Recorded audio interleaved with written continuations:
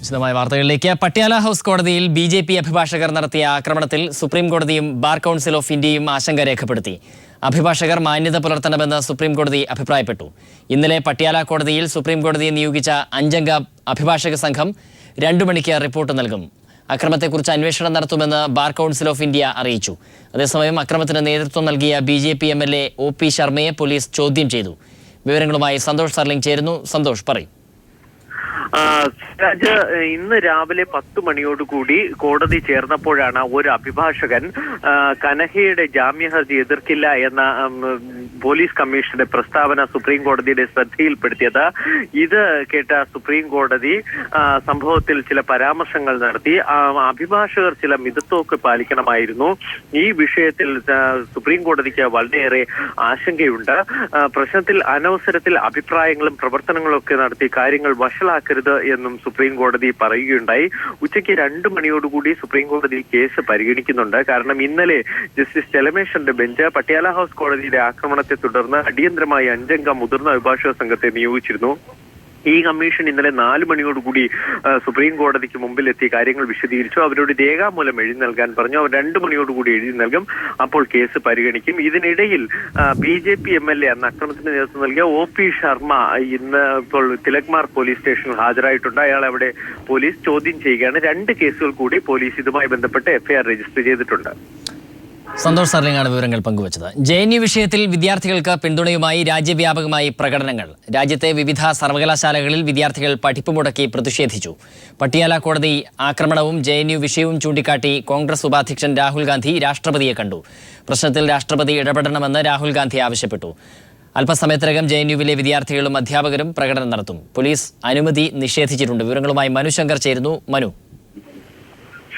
സ്വരാജ്, നിർണായക മണിക്കൂറുകളാണ് വരാനിരിക്കുന്നത്. അല്പസമയങ്ങൾക്കകം ദില്ലിയിൽ വിവിധ വിദ്യാർത്ഥി സംഘടനകളുടെ നേതൃത്വത്തിൽ ഈ രോഹിത് വെമുലയിൽ തുടങ്ങി ഇപ്പോൾ കനയ്യകുമാറിൽ എത്തി നിൽക്കുന്ന കേന്ദ്ര സർക്കാർ നിലപാടുകളിൽ പ്രതിഷേധിച്ചുകൊണ്ട് വലിയ രീതിയിലുള്ള പ്രതിഷേധ പ്രകടനം നടത്തുമെന്ന് അറിയിച്ചിട്ടുണ്ട്. എന്നാൽ ഇതിനുള്ള അനുമതി ദില്ലി പോലീസ് നിഷേധിച്ചിരിക്കുകയാണ്. എന്നാൽ പ്രതിഷേധം നടത്തുമെന്ന് തന്നെയാണ് വിദ്യാർത്ഥികൾ അറിയിച്ചിരിക്കുന്നത്. അതോടൊപ്പം ഇന്ന് 2 മണിക്ക് സുപ്രീം കോടതി നിയോഗിച്ച അഭിഭാഷക കമ്മീഷൻ ദില്ലി പട്യാല ഹൗസ് കോടതിയിൽ അരങ്ങേറിയ സംഘർഷം സംബന്ധിച്ചുള്ള പൂർണ്ണ റിപ്പോർട്ടും കോടതി മുമ്പാകെ നൽകും. കഴിഞ്ഞ ദിവസം ദില്ലി പട്യാല ഹൗസ് കോടതിയിലെത്തിയ അഭിഭാഷക സംഘത്തിന് നേരെ വലിയ രീതിയിലുള്ള ആക്രമണമായിരുന്നു ബി.ജെ.പി. അനുകൂല അഭിഭാഷകർ അഴിച്ചുവിടുകയും ചെയ്തത്. ഈ ഒരു പശ്ചാത്തലത്തിലാണ് പൂർണ്ണ റിപ്പോർട്ട് എന്തായാലും സുപ്രീം കോടതിയിൽ ഇരുവരും ഈ അഭിഭാഷക സംഘം സമർപ്പിക്കുക. അതോടൊപ്പം സുപ്രീം കോടതി ബാർ കൗൺസിൽ ഓഫ് ഇന്ത്യയും ഇക്കാര്യത്തിൽ ഖേദവും പ്രകടിപ്പിച്ചിട്ടുണ്ട്. നിലവിൽ ഈ ആക്രമണം നടത്തിയ അഭിഭാഷകരുടെ ഡീബാർ ചെയ്യണം എന്നതുൾപ്പെടെയുള്ള ആവശ്യങ്ങൾ എന്തായാലും ബാർ കൗൺസിൽ ഓഫ് ഇന്ത്യയിൽ ഉയർന്നു വന്നിട്ടുമുണ്ട്. അതേസമയം കോൺഗ്രസ് ഉപാധ്യക്ഷൻ രാഹുൽ ഗാന്ധി രാഷ്ട്രപതി പ്രണബ് മുഖർജിയുമായി കൂടിക്കാഴ്ച നടത്തിയിരുന്നു. ഈ കൂടിക്കാഴ്ചയിൽ ജെ.എൻ.യു. വിഷയത്തിൽ രാഷ്ട്രപതി ഇടപെടണമെന്ന് ആവശ്യപ്പെട്ടു. ഒപ്പം ദില്ലി മുഖ്യമന്ത്രി അരവിന്ദ് കെജ്രിവാൾ തലസ്ഥാനത്തെ ക്രമസമാധാന നില തകർന്നു എന്ന് ചൂണ്ടിക്കാട്ടിക്കൊണ്ട് രാഷ്ട്രപതി പ്രണബ് മുഖർജിയെ കാണുകയും ചെയ്തിട്ടുണ്ട്. എന്തായാലും നിലവിൽ വലിയ രീതിയിലുള്ള പ്രതിഷേധമാണ് രാജ്യത്തെമ്പാടും ജെ.എൻ.യു. വിഷയത്തിൽ ഉയരുന്നത്. സ്വരാജ്, മനുശങ്കറിനാണ് വിവരങ്ങൾ പങ്കുവച്ചത്. ജെ.എൻ.യുവിലെ കനയ്യകുമാറിന്റെ അറസ്റ്റിൽ മോദിയെ രൂക്ഷമായി വിമർശിച്ച് വീണ്ടും ടെലിഗ്രാഫ് പത്രം രംഗത്ത്. ദി നേഷൻ എന്ന തലക്കെട്ടിൽ ഷൻ എന്ന വാക്ക് പ്രത്യേകം എടുത്തുകാട്ടി പത്രം മോദിയുടെ നിസ്സംഗതയെ വിമർശിക്കുന്നു. കഴിഞ്ഞ ദിവസം ദി പാട്രിയറ്റ് എന്ന വാക്കിലെ റയറ്റ് വാക്ക് കറുപ്പിച്ച് പാറ്റ് റയറ്റ് എന്ന തലക്കെട്ടിലാണ് പത്രം പുറത്തിറങ്ങിയത്. കലാപം ഉണ്ടാക്കുന്ന ബി.ജെ.പിക്കാരെ ലക്ഷ്യമാക്കിയായിരുന്നു പത്രത്തിന്റെ വിമർശനം. നേഷനിലെ ഷൻ അകന്നു നിൽക്കുക എന്ന അർത്ഥത്തിൽ മോഡിയെയാണ് ലക്ഷ്യമാക്കുന്നത്. മാധ്യമപ്രവർത്തകർക്ക് നേരെയും ആക്രമണം നടക്കുന്ന സാഹചര്യത്തിൽ പത്രത്തിന്റെ തലക്കെട്ടിലെ കരുത്ത് ശ്രദ്ധേയമാണ്. പ്രതിപക്ഷ പ്രതിഷേധത്തിൽ നിയമസഭ സ്തംഭിച്ചു. 2 ദിവസത്തെ സഭാ നടപടികൾ റദ്ദാക്കി. ആലപ്പുഴയിലെ CPIM പ്രവർത്തകൻ ഷിബുവിന്റെ കൊലപാതകമാണ് ശക്തമായ പ്രതിപക്ഷ പ്രതിഷേധത്തിന് ഇടയാക്കിയത്. സർക്കാർ RSS അജണ്ട നടപ്പിലാക്കുന്നതായി പ്രതിപക്ഷം ആരോപിച്ചു. ഷിബുവിന്റേത് രാഷ്ട്രീയ കൊലപാതകം അല്ലെന്ന് ആഭ്യന്തരമന്ത്രി മറുപടി നൽകി. ആലപ്പുഴയിലെ CPIM പ്രവർത്തകൻ ഷിബുവിന്റെ കൊലപാതകമാണ് ഇന്ന് പ്രതിപക്ഷം നിയമസഭയിൽ പ്രധാന ആയുധമാക്കിയത്. ഇതുവരെ പ്രതികൾക്കെതിരെ കൊലപാതക കുറ്റത്തിന് കേസെടുത്തിട്ടില്ല. എന്നാൽ P. ജയരാജനെ ഇല്ലായ്മ ചെയ്യാനുള്ള RSS അജണ്ട സർക്കാർ നടപ്പാക്കിയതായും അടിയന്തര പ്രമേയത്തിന് നോട്ടീസ് നൽകിയ AM ആരിഫ് പറഞ്ഞു. ഇതിൽ ഇന്ന് ഈ സമയം വരെ കൊലപാതക കുറ്റത്തിന് കേസെടുത്തിട്ടില്ല സാർ. UAPA നിയമം ഇപ്പോൾ അത് കേരളത്തിൽ ഇടതുപക്ഷത്തിനെതിരായി ഉപയോഗിക്കുകയാണ് സാർ. കണ്ണൂരിലെ ബൈടെക്കിന്റെ തീരുമാനപ്രകാരമാണ് സാർ ജയരാജനെ എങ്ങനെയെങ്കിലും കൽത്തുറുങ്കിലടച്ച് ഇല്ലാതാക്കണം. ജില്ലാ പോലീസ് മേധാവിയുടെ നേതൃത്വത്തിൽ പ്രത്യേക അന്വേഷണ സംഘം കേസ് അന്വേഷിക്കുമെന്ന് ആഭ്യന്തരമന്ത്രി രമേശ് ചെന്നിത്തല പറഞ്ഞു. ഷിബുവിന്റേത് രാഷ്ട്രീയ കൊലപാതകമല്ലെന്നും ചെന്നിത്തല മറുപടി നൽകി. ഇതൊരു രാഷ്ട്രീയ കൊലപാതകമല്ല. ഇത് അദ്ദേഹം തന്നെ പറഞ്ഞ പോലെ മയക്കുമരുന്ന് സംഘങ്ങൾ തമ്മിൽ നടന്ന മയക്കുമരുന്നുമായി ബന്ധപ്പെട്ട മന്ത്രിയുടെ മറുപടി പ്രതിപക്ഷ പ്രതിഷേധം ശക്തമാക്കി. അടിയന്തര പ്രമേയത്തിന് അവതരണാനുമതി നിഷേധിച്ചതിൽ പ്രതിഷേധിച്ച് പ്രതിപക്ഷം സഭയിൽ നിന്നിറങ്ങിപ്പോയി. തങ്ങൾ ഉന്നയിച്ച ഗൌരവകരമായ വിഷയം സർക്കാർ നിസ്സാരവൽക്കരിക്കുന്നുവെന്ന് ചൂണ്ടിക്കാട്ടി തിരിച്ചെത്തിയ പ്രതിപക്ഷം പ്രതിഷേധവുമായി സഭയുടെ നടുത്തളത്തിലിറങ്ങുകയായിരുന്നു. ഇതേ തുടർന്ന് സ്പീക്കർ സഭാ നടപടികൾ വെട്ടിച്ചുരുക്കുകയും ബജറ്റിന്മേലുള്ള ചർച്ച അവസാനിപ്പിക്കുകയും ചെയ്തു. പ്രതിഷേധത്തിനിടെ ബജറ്റിന്മേലുള്ള ചർച്ചയ്ക്ക് മറുപടി പറഞ്ഞ മുഖ്യമന്ത്രി പ്രതിപക്ഷം സഹകരിക്കാത്ത പശ്ചാത്തലത്തിൽ നാളത്തെയും തിങ്കളാഴ്ചത്തെയും സഭാ നടപടികൾ റദ്ദാക്കണമെന്ന പ്രമേയവും അവതരിപ്പിച്ചു. ഈ സഭാ സമ്മേളനം ആരംഭിച്ചപ്പോൾ മുതലുള്ള പ്രതിപക്ഷ പ്രതിഷേധം തുടരുന്ന പശ്ചാത്തലത്തിൽ സഭ 24 വരെ പിരിയുന്നതായി സ്പീക്കർ അറിയിച്ചു. നിയമസഭയിൽ നിന്നും എസ് ഷീജ. വിദേശികൾക്ക് ആവശ്യാനുസരണം മദ്യം ലഭിക്കാത്തത് മൂലം ടൂറിസം രംഗത്ത് പ്രതിസന്ധി നേരിടുന്നുണ്ടെന്നും ക്യൂ നിൽക്കാതെ വിദേശികൾക്ക് മദ്യം ലഭിക്കുന്നതിന് ഔട്ട്ലെറ്റ് ആരംഭിക്കണമെന്നും ഡൊമിനിക് പ്രസന്റേഷൻ MLA ആവശ്യപ്പെട്ടു. നിയമസഭാ ചോദ്യോത്തരവേളയിൽ സംസാരിക്കുകയായിരുന്നു അദ്ദേഹം. ബാറുകൾ പൂട്ടിയ ശേഷം 12,820 കേസുകൾ 850 കേസുകൾ ഇതുവരെ രജിസ്റ്റർ ചെയ്തതായി കെ ബാബു സഭയെ രേഖാമൂലം അറിയിച്ചു. മദ്യനയത്തിന് അകത്തു നിന്നുകൊണ്ട് തന്നെ വിദേശികൾക്ക് മുന്തിയിനം മദ്യം നൽകാനുള്ള ഔട്ട്ലെറ്റുകൾ തുറക്കാൻ അനുവദിക്കുമോ എന്ന ഡൊമിനിക് പ്രസന്റേഷന്റെ ചോദ്യം മദ്യനയത്തിൽ നിന്നുള്ള വ്യതിചലനമാണോ എന്ന പരിഹാസം പ്രതിപക്ഷ ബെഞ്ചിൽ നിന്നുണ്ടാക്കി. ശിവൻകുട്ടി ബാറുടമകളുമായി കരാറിൽ ഏർപ്പെട്ടിരിക്കുകയാണെന്ന ഡൊമിനിക് പ്രസന്റേഷന്റെ തിരിച്ചടി സഭയിൽ പ്രതിപക്ഷ ബഹളത്തിന് കാരണമായി. ശബരിമലയിൽ ടൂറിസം ബംഗ്ലാവ് പണിയുന്നതിന് 7.2 കോടി രൂപ അനുവദിച്ചതായി ടൂറിസം മന്ത്രി AP അനിൽകുമാർ സഭയെ രേഖാമൂലം അറിയിച്ചു. RCCയിൽ നടപ്പ് സാമ്പത്തിക വർഷം പദ്ധതിയേതര ഇനത്തിൽ വകയിരുത്തിയ ഫണ്ട് മുഴുവനായി വിനിയോഗിച്ചില്ലെന്നും 45 കോടി അനുവദിച്ചതിൽ 30 കോടി രൂപ മാത്രമേ ചിലവഴിക്കാനായുള്ളൂ എന്നും VS ശിവകുമാർ സഭയെ അറിയിച്ചു. ബാറുകൾ അടച്ചുപൂട്ടിയതിനു ശേഷം ചാരായ വാറ്റ്, അനധികൃത മദ്യക്കച്ചവടം, മദ്യം കൈവശം വെക്കൽ എന്നിവ സംബന്ധിച്ച് 12,850 കേസുകൾ രജിസ്റ്റർ ചെയ്തതായും ഇതിൽ 6,006 പേര് ശിക്ഷിക്കപ്പെട്ടതായും കെ ബാബു സഭയെ അറിയിച്ചു. പ്ലാച്ചിമട ദുരിതബാധിതർക്ക് നഷ്ടപരിഹാരം നൽകാൻ നിയമവിദഗ്ധരുമായി കൂടിയാലോചിച്ച് പരിഹാരമുണ്ടാക്കുമെന്ന് PJ ജോസഫ് സഭയെ അറിയിച്ചു. News bureau, Thiruvananthapuram. KPCCക്കെതിരെ വക്കം പുരുഷോത്തമൻ. തെരഞ്ഞെടുപ്പ് തോൽവി പഠിച്ച് സമർപ്പിച്ച റിപ്പോർട്ട് നടപ്പാക്കാൻ KPCC ഭയപ്പെടുന്നു. പാർട്ടിക്ക് പുറത്തെ ശത്രുവിനേക്കാൾ പാർട്ടിക്കുള്ളിലെ ശത്രുവിനെ ഭയക്കണമെന്നും വക്കം പറഞ്ഞു. 2006 തെരഞ്ഞെടുപ്പിൽ കോൺഗ്രസിനേറ്റ കനത്ത തിരിച്ചടി പഠിക്കാൻ KPCC നിയോഗിച്ചത് വക്കം പുരുഷോത്തമനെ ആയിരുന്നു. അന്ന് സമർപ്പിച്ച റിപ്പോർട്ട് നടപ്പാക്കാത്തതിൽ അതൃപ്തി വക്കം പുരുഷോത്തമൻ തുറന്നു പറഞ്ഞു. സത്യസന്ധമായി തയ്യാറാക്കിയ റിപ്പോർട്ട് നടപ്പാക്കാൻ KPCC ഭയപ്പെടുന്നു. പാർട്ടിക്കുള്ളിലെ ശത്രു പുറത്തെ ശത്രുവിനേക്കാൾ അപകടകാരിയാണെന്നും വക്കം പറഞ്ഞു. അതൊക്കെ നടപ്പിലാക്കിയിരുന്നുവെങ്കിൽ പിന്നെ അതേ രീതിയിലുള്ള കുറ്റം ചെയ്യാൻ പാർട്ടി നേതാക്കന്മാർ ഭയന്നനെ. എന്തെങ്കിലും നടപടികൾ ആ റിപ്പോർട്ടിൻ്റെ അടിസ്ഥാനത്തിൽ, അതായത് പലപ്പോഴും സത്യസന്ധമായ റിപ്പോർട്ട് നൽകാറില്ല. റിപ്പോർട്ട് ചെയ്യുന്നത് പാർട്ടിയിലെ ഏതെങ്കിലും നേതാവായിരിക്കും. അദ്ദേഹത്തിനും ആരെയും പിണക്കാനായിട്ട് താല്പര്യം കാണില്ല. അതുകൊണ്ടൊരു ഉഴപ്പൻ റിപ്പോർട്ടുകളായിരിക്കുന്നു. ഞാൻ അങ്ങനെ ഒരു ഭയമോ ഭീതിയോ ഒന്നുമില്ലാതെ വളരെ സത്യസന്ധമായിട്ടുള്ള റിപ്പോർട്ടാണ് ഞാൻ കൊടുത്തിട്ടുള്ളത്. അത് നടപ്പിലാക്കിയിരുന്നുവെങ്കിൽ വീണ്ടും അത് ആവർത്തിക്കില്ലായിരുന്നു. പാർട്ടി തെരഞ്ഞെടുപ്പിലും മറ്റും പുറത്തുള്ള ശത്രുവിനേക്കാൾ അകത്തുള്ള ശത്രു കൂടുതൽ ഡാമേജ് ചെയ്യും. പാർട്ടിക്കുള്ളിൽ നിന്ന് തോൽപ്പിക്കാൻ ശ്രമിച്ചവരെ കണ്ടെത്തി ശിക്ഷാ നടപടികളും റിപ്പോർട്ടിൽ ശുപാർശ ചെയ്തിരുന്നുവെന്നും വക്കം പുരുഷോത്തമൻ വ്യക്തമാക്കി. News bureau, Thiruvananthapuram. സോളാർ കമ്മീഷനെതിരെ മോശം പരാമർശം നടത്തിയെന്ന പരാതിയിൽ PP തങ്കച്ചനും സർക്കാരിനും വിശദീകരണം ആവശ്യപ്പെട്ട് കമ്മീഷൻ നോട്ടീസ് അയച്ചു. തങ്കച്ചൻ പറഞ്ഞ രീതിയിലാണ് സർക്കാർ ചിന്തിക്കുന്നതെങ്കിൽ കമ്മീഷൻ തുടരുന്നതിൽ കാര്യമില്ലെന്ന് ജസ്റ്റിസ് ശിവരാജൻ പറഞ്ഞു. ആരോഗ്യസ്ഥിതി മോശമായതിനാൽ സരിതയുടെ ക്രോസ് വിസ്താരം ഈ മാസം 22 മാറ്റി.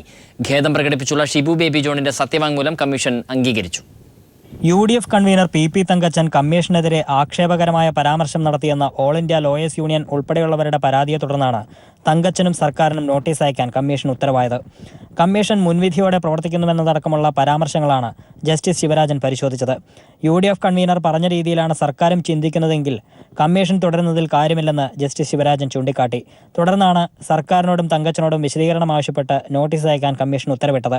സോളാർ കമ്മീഷൻ മുമ്പാകെ സരിത ഹാജരായെങ്കിലും ആരോഗ്യസ്ഥിതി മോശമായതുകൊണ്ട് ഇന്ന് മൊഴി നൽകാനാവില്ലെന്ന് സരിതയുടെ അഭിഭാഷകൻ അറിയിച്ചു. കള്ളത്തരം പറയരുതെന്ന് കമ്മീഷൻ പറഞ്ഞു. ശബ്ദവിശ്രമം വേണമെന്ന് ഡോക്ടർ പറഞ്ഞതായി സരിത കമ്മീഷനെ അറിയിച്ചു. മറ്റു കക്ഷികളുടെയും അഭിപ്രായം കേട്ട ശേഷം സരിതയുടെ വിസ്താരം ഈ മാസം 22-ലേക്ക് മാറ്റി. കമ്മീഷനെതിരെ മോശം പരാമർശം നടത്തിയെന്ന പരാതിയിൽ ഷിബു ബേബി ജോൺ സമർപ്പിച്ച വിശദീകരണ സത്യവാങ്മൂലം കമ്മീഷൻ അംഗീകരിച്ചു. കമ്മീഷനെ മനഃപൂർവ്വം അപകീർത്തിപ്പെടുത്തിയിട്ടില്ലെന്നും ഏതെങ്കിലും തരത്തിൽ വേദനിപ്പിച്ചിട്ടുണ്ടെങ്കിൽ നിരുപാധികം ഖേദം പ്രകടിപ്പിക്കുന്നതെന്നടക്കമുള്ള മന്ത്രിയുടെ വാദം അംഗീകരിച്ച് കമ്മീഷൻ പരാതി തീർപ്പാക്കുകയായിരുന്നു. News bureau, Kochi. ഗുരുവായൂർ ശ്രീകൃഷ്ണ കോളേജിൽ മരം വീണ് വിദ്യാർത്ഥിനി മരിച്ചു. 1-ാം വർഷ BA എക്കണോമിക്സ് വിദ്യാർത്ഥിനി തൃശൂർ ചിറ്റിലപ്പള്ളി ശങ്കരൻ തടത്തിൽ അനൂഷിയാണ് മരിച്ചത്. 5 പെൺകുട്ടികളടക്കം 6 വിദ്യാർത്ഥികൾക്ക് പരിക്കേറ്റു. 2 പേരുടെ നില ഗുരുതരമാണ്. കാലിക്കറ്റ് സർവകലാശാല കലോത്സവം നടക്കുന്നതിനിടെയാണ് അപകടം. സംസ്ഥാനത്ത് LDF വൻ ഭൂരിപക്ഷത്തോടെ അധികാരത്തിൽ വരുമെന്ന് സർവേ. 77 മുതൽ 82 വരെ സീറ്റുകൾ നേടി LDF ഭരണത്തിൽ വരുമെന്നാണ് ഏഷ്യാനെറ്റ് ന്യൂസ് C4 സർവേ പ്രവചനം. 41% വോട്ടുകൾ LDF നേടും. 37% വോട്ട് മാത്രമേ UDFന് ലഭിക്കൂ. UDF 55 മുതൽ 60 വരെ സീറ്റുകളിൽ ഒതുങ്ങും.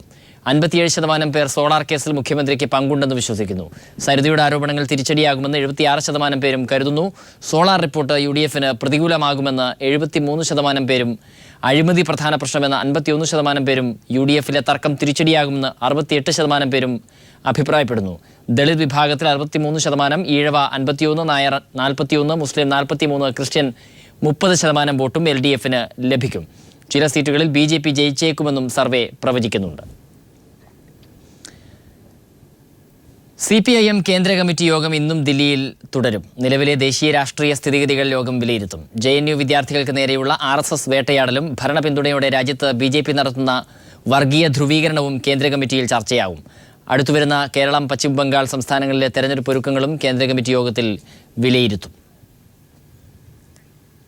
CPI സംസ്ഥാന സെക്രട്ടറി കാനം രാജേന്ദ്രൻ നയിക്കുന്ന ജനകീയ യാത്ര ഇന്ന് തിരുവനന്തപുരത്ത് സമാപിക്കും. ജനുവരി 27-ന് മഞ്ചേശ്വരത്ത് നിന്ന് പുറപ്പെട്ട യാത്ര 14 ജില്ലകളിലും പര്യടനം പൂർത്തിയാക്കിയാണ് ഇന്ന് സമാപനത്തിലേക്ക് കടക്കുന്നത്.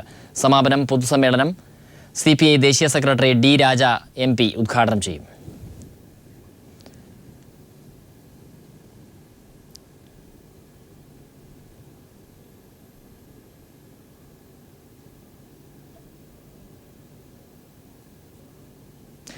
CR നീലകണ്ഠന്റെ നേതൃത്വം അംഗീകരിക്കാതെ തമ്മിൽ തല്ലി ആം ആദ്മി നേതാക്കൾ. കോട്ടയം പ്രസ് ക്ലബ്ബിൽ വാർത്താസമ്മേളനത്തിനിടെ ജില്ലാ കൺവീനർ ജേക്കബ് ജോസഫ് നീലകണ്ഠനെ അംഗീകരിക്കില്ലെന്ന് പരസ്യമായി പ്രഖ്യാപിച്ചു. ബഹളവും വാക്കേറ്റവും മൂലം വാർത്താസമ്മേളനം അടിച്ചുപിരിഞ്ഞു. ആം ആദ്മി പാർട്ടിയുടെ ജില്ലാ പ്രതിനിധി സമ്മേളന പരിപാടികൾ വിശദീകരിക്കാനായി കോട്ടയം പ്രസ് ക്ലബ്ബിലെത്തിയ CR നീലകണ്ഠൻ ആം ആദ്മി പാർട്ടിയുടെ സംസ്ഥാന കൺവീനറാണെന്ന് വിശദീകരിച്ച ശേഷം കൂടുതൽ കാര്യങ്ങൾ പറയാൻ ജില്ലാ കൺവീനർ ജേക്കബ് ജോസഫിനെ ക്ഷണിച്ചപ്പോഴാണ് നാടകീയ സംഭവങ്ങൾ ഉണ്ടായത്.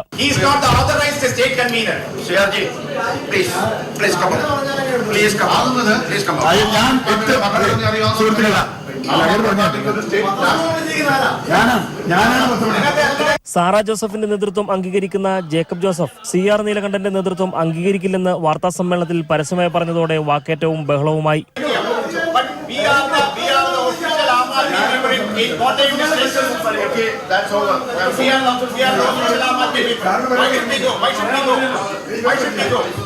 ഇരുവരോടൊപ്പം എത്തിയ അനുയായികളും ചേരിതിരിഞ്ഞ് തർക്കമാരംഭിച്ചതോടെ കാര്യങ്ങൾ കൈവിട്ടു പോകുന്ന സ്ഥിതിയിലേക്കെത്തി. ഇതോടെ പത്രപ്രവർത്തകർ ഇടപെട്ടു. ജില്ലാ കൺവീനർ ജേക്കബ് ജോസഫും ജില്ലാ സെക്രട്ടറി ബെഞ്ചമിനും പുറത്തുപോയതോടെയാണ് CR നീലകണ്ഠന് വീണ്ടും വാർത്താ സമ്മേളനം തുടരാനായത്. ആം ആദ്മി പാർട്ടിയിൽ സാറ ജോസഫിനെ നിഷ്പ്രഭമാക്കി CR നീലകണ്ഠൻ സംസ്ഥാന കൺവീനർ സ്ഥാനം തട്ടിയെടുത്തതിനെതിരെ ആം ആദ്മി പാർട്ടി പ്രവർത്തകർക്കിടയിൽ വ്യാപകമായ പ്രതിഷേധമാണ് നിലനിൽക്കുന്നത്. ഇതിന്റെ പരസ്യ പ്രതികരണമാണ് കോട്ടയത്ത് കണ്ടത്. News bureau, Kottayam. ചട്ടം ലംഘിച്ച് കോൺഗ്രസ് നേതാവിന്റെ മകന് പോലീസിൽ നിയമനത്തിന് നീക്കം. KPCC അംഗവും മുഖ്യമന്ത്രിയുടെ വിശ്വസ്തനുമായ KT ജെയിംസിന്റെ മകൻ റോബിന് നിയമനം നൽകാനാണ് നീക്കം. സ്പോർട്സ് ക്വാട്ട വഴി നിയമനം നടത്താൻ റോബിന് പ്രായപരിധിയിൽ ഇളവ് നൽകി. 25 വയസ്സാണ് പ്രായപരിധിയെങ്കിലും റോബിന് 28 വയസ്സാണ് പ്രായം. മികച്ച കായിക താരങ്ങളെ തഴഞ്ഞാണ് റോബിന് നിയമനം നൽകാൻ നീക്കം നടക്കുന്നത്. ഇയാൾക്കു വേണ്ടി സർക്കാർ ഇറക്കിയ പ്രത്യേക ഉത്തരവിന്റെ പകർപ്പ് പീപ്പിൾ പുറത്തുവിട്ടു. KPCC അംഗവും മുഖ്യമന്ത്രി ഉമ്മൻചാണ്ടിയുടെ വിശ്വസ്തനുമായ KT ജെയിംസിന്റെ മകൻ റോബിൻ ജെയിംസിനാണ് ചട്ടങ്ങൾ ലംഘിച്ച് പോലീസ് സേനയിൽ നിയമനം നൽകാൻ നീക്കം നടക്കുന്നത്. സ്പോർട്സ് കോട്ട വഴി നിയമനം നൽകാനാണ് നീക്കം. 18 വയസ്സ് മുതൽ 25 വയസ്സ് വരെയാണ് സ്പോർട്സ് കോട്ട വഴിയുള്ള പ്രവേശനത്തിനായുള്ള പ്രായപരിധി. എന്നാൽ റോബിൻ 28 വയസ്സായി എന്ന് അദ്ദേഹത്തിന്റെ ബയോഡാറ്റയിൽ നിന്നും വ്യക്തമാകുന്നുണ്ട്. പ്രായപരിധി കഴിഞ്ഞ റോബിനെ പോലീസിന്റെ ബാസ്കറ്റ്ബോൾ ടീമിൽ തിരികെ കയറ്റാൻ പ്രത്യേക ഉത്തരവിറക്കിയിരിക്കുകയാണ് സംസ്ഥാന സർക്കാർ. റോബിന് പ്രായപരിധിയിൽ ഇളവ് നൽകിക്കൊണ്ട് ആഭ്യന്തര വകുപ്പ് പുറപ്പെടുവിച്ച ഉത്തരവിന്റെ പകർപ്പ് പീപ്പിളിന് ലഭിച്ചു. കായിക രംഗത്ത് പ്രത്യേക മികവൊന്നും പുലർത്താത്ത റോബിന് മുഖ്യമന്ത്രിയുടെ ഇടപെടലിനെ തുടർന്നാണ് പ്രത്യേക ഉത്തരവിലൂടെ പോലീസിൽ ജോലി ലഭിക്കാനുള്ള വഴിയൊരുങ്ങിയിരിക്കുന്നത്. റോബിന്റെ സർട്ടിഫിക്കറ്റ് പരിശോധന കഴിഞ്ഞ ദിവസം പൂർത്തിയായി. അതേസമയം കബഡി ഉൾപ്പെടെയുള്ള മത്സര ഇനങ്ങളിൽ കേരളത്തിന് വേണ്ടി മികച്ച പ്രകടനം കാഴ്ചവെച്ച കായിക താരങ്ങളിൽ ചിലർക്ക് 25 വയസ്സ് പൂർത്തിയായെന്ന് കണ്ടെത്തി അവസരം നിഷേധിക്കുകയും ചെയ്തിട്ടുണ്ട്.